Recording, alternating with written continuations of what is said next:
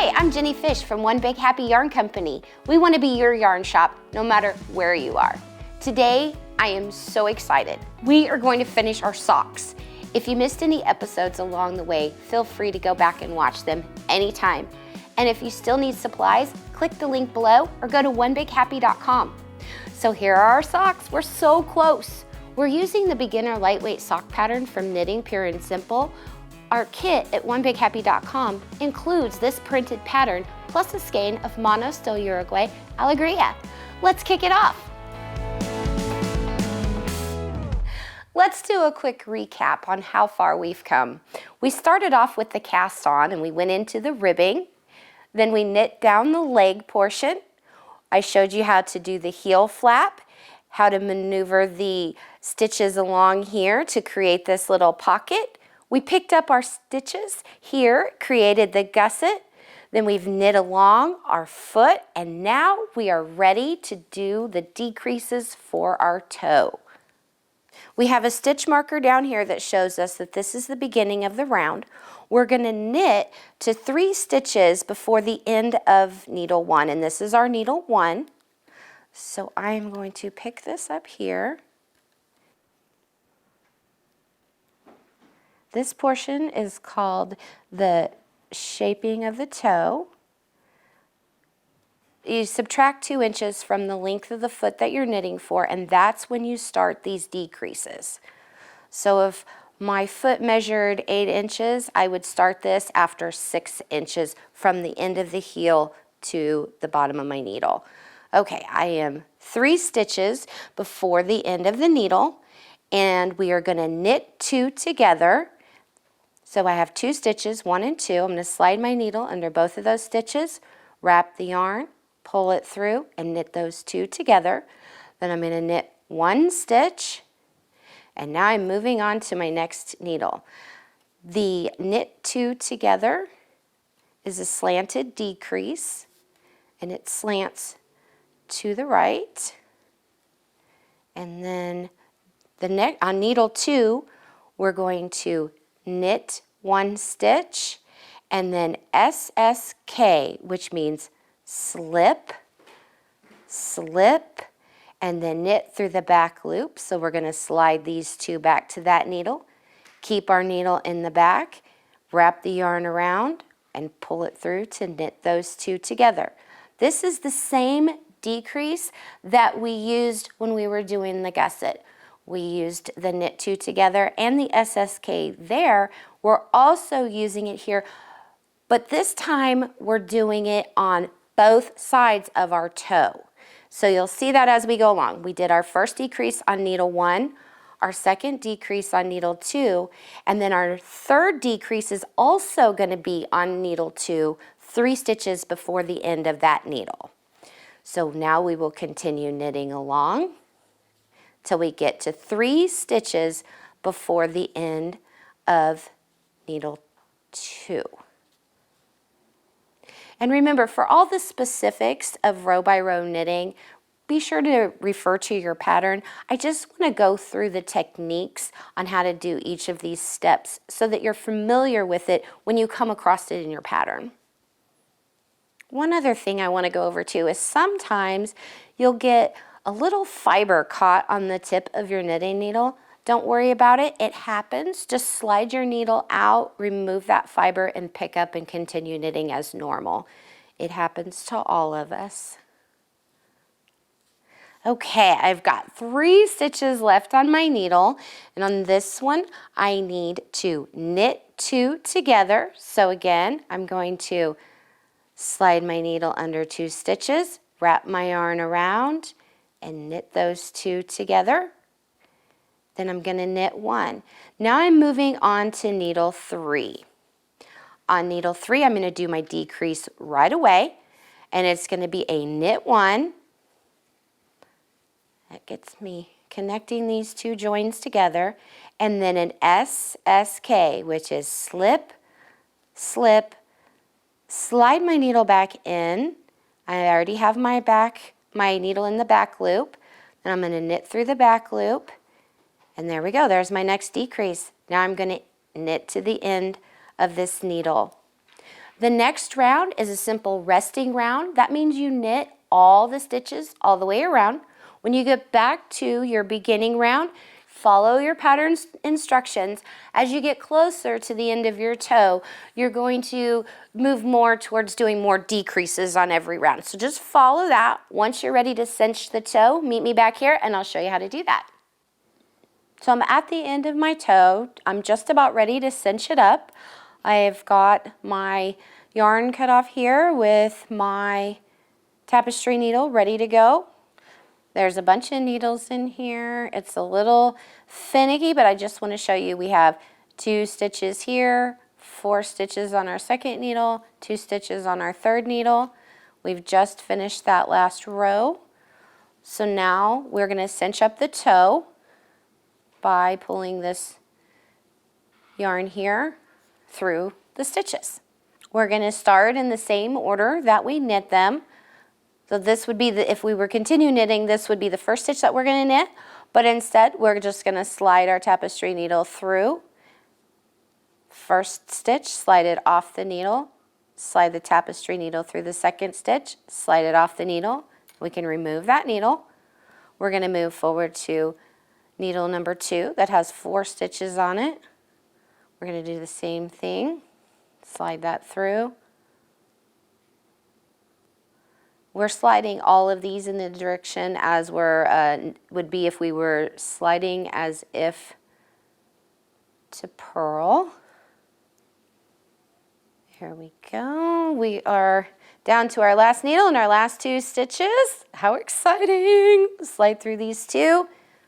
And now all we do is just pull this through.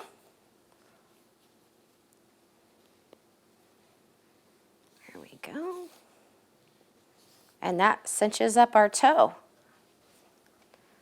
See how that closes that up? Little star pattern there. And from here, we'll just weave in our end. Let's take a look at my finished sock so I can show you how that looks. This is after it's blocked. It's all cinched up. Lays nice and flat on the side. But wait, I want to show you my favorite method, the Kitchener stitch. So I have the same setup as before. To start the Kitchener stitch, we need to do some manipulating of the stitches.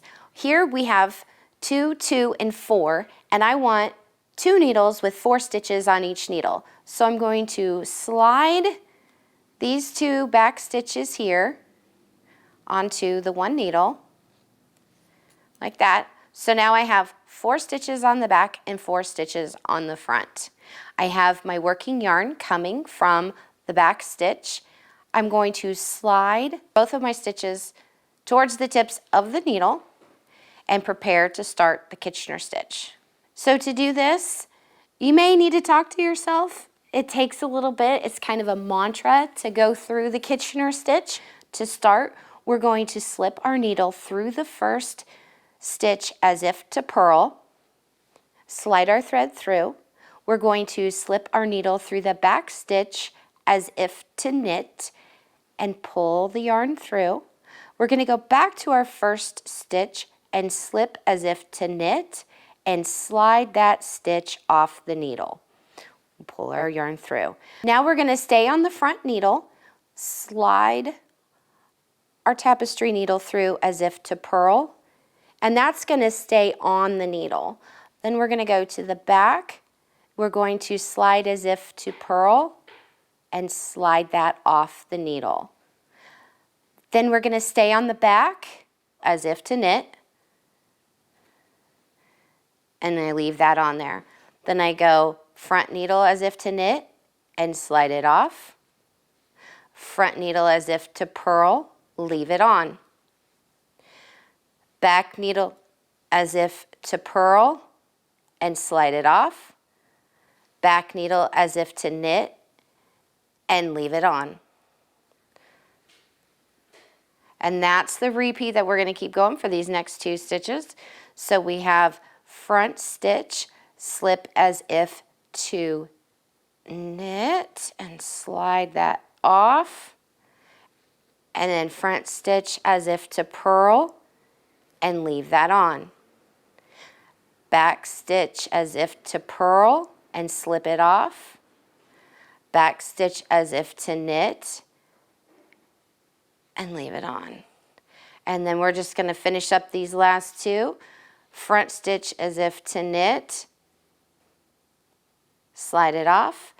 Back stitch as if to purl, slide it off, and we've finished the Kitchener stitch. Now it looks a little bumpy at the top, but what we're going to do is we're going to cinch it up and tighten up our yarn and match the tension that's in our sock. So sometimes I like to put my hand inside here, see what I'm looking at, find my yarn, and I'm going to follow it through, tightening as I match up my tension.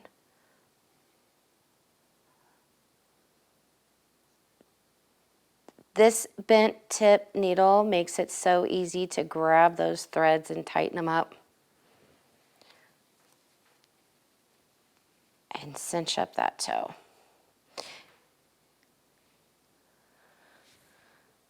And I want to show you the difference. Here it's flatter and here is the cinched toe. It's personal preference on how you want to finish up your toe. The cinched method is the easiest for a beginner, and as you go along making more socks, you may want to drift over and test out the Kitchener stitch. It gives a smoother finish to the front and the inside of the toe. Now let's talk about weaving in the ends. First we want to take our tapestry needle and go into the inside of the fabric and turn our sock inside out. We want to weave these ends in on the inside of the fabric. And I'm going to be using the duplicate stitch to show you how to secure this. What we're going to do is find a spot after the increases and slide our needle through two. And we are going to mimic the stitches that we see here by going through the purl bumps on the back side and following the knit stitch. If you need more detailed information on how to weave in the ends using the duplicate stitch, we have that video available in our playlist. So I'm going to continue going through here just for about an inch or so. This is going to allow for the fabric to have movement. It's also going to secure our end, but as a bonus, by weaving in about an inch, which is I'm going to go all the way across this toe, if for some reason I have some kind of wear in my toe, I have all this, not extra, but well, not a lot, but there's a little extra yarn stuffed in your weave-in that you can use to darn your sock later. And once you have all these, I've gone all the way across this ridge right here. You can't even feel it. I'm going to go ahead and clip my yarn and turn my sock right side out.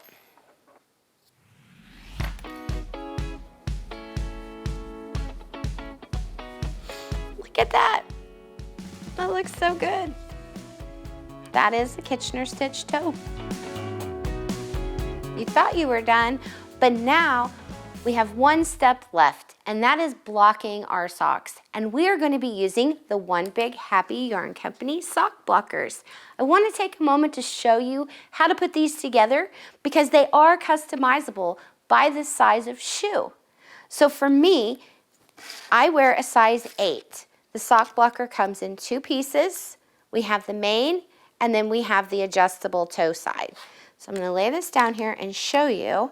When we're done, it's going to look like this. We're going to sew the 2 sides together to give us some stability and hold it together while we block our sock. The next thing we're going to do is find our shoe size. We have US sizes on the top and European sizes on the bottom. On the secondary piece, we have an arrow. We're going to match that arrow up with our shoe size and pop it into place. And then we're going to sew it up with some scrap yarn and a tapestry needle.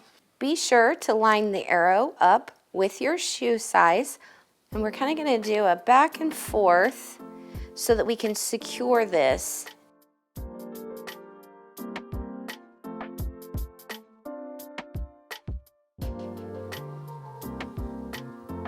So we're going to go into this one.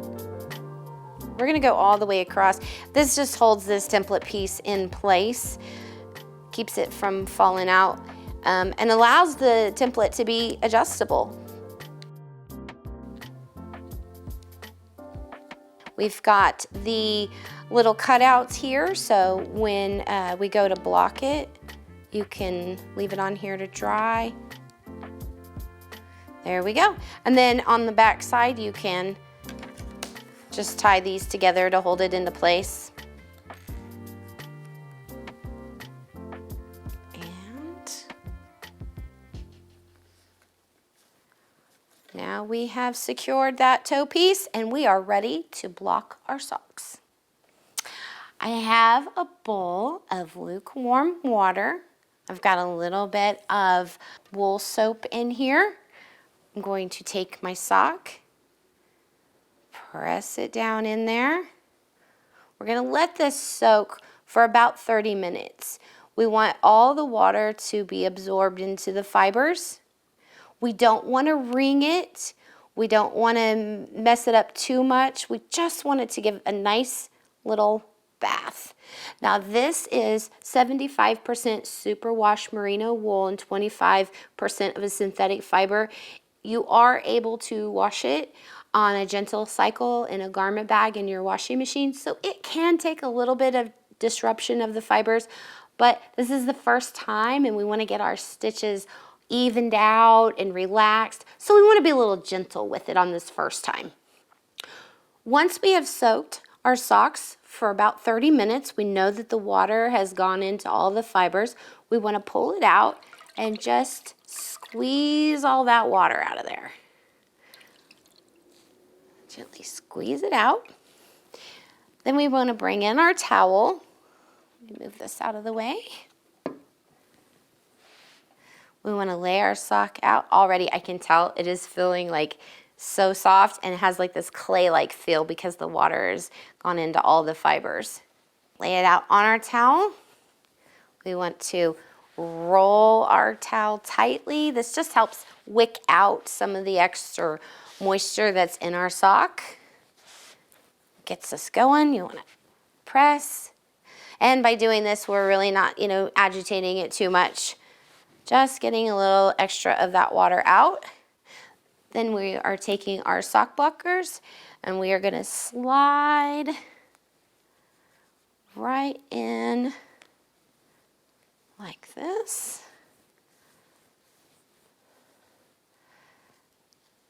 You can play with it a little bit, get it the toe around the end, the heel around the end, pull it up, stretch it out, and then you're ready to hang it up and let it dry. Aren't these beautiful? I'm so proud of you for making these socks along with me. And hey, even if you only have one sock completed at this point, you can come back to these videos anytime to make your second. Just don't put it off too long. Ask me how I know. Thanks so much for joining me on this sock knitting adventure. We have lots more knit and crochet alongs planned, so be sure to subscribe to our YouTube channel so that you won't miss a stitch. Happy knitting!